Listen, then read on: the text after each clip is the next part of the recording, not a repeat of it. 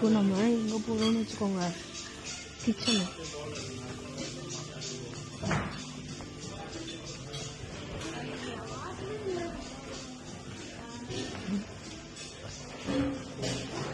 Kitchen வந்து எப்படி கொதிக்க வருது பாருங்க, அதுதான் என்ன.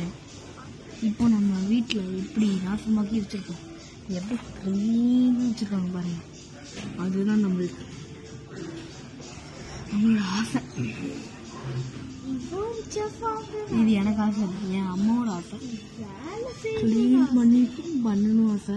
ஆனால் நாசமாக்கிட்டே இருக்கும். செம்மையாக இருக்கும் இங்கே. Best spot. எனக்கா சிக்கன் சாப்பிட்றது. நீ வர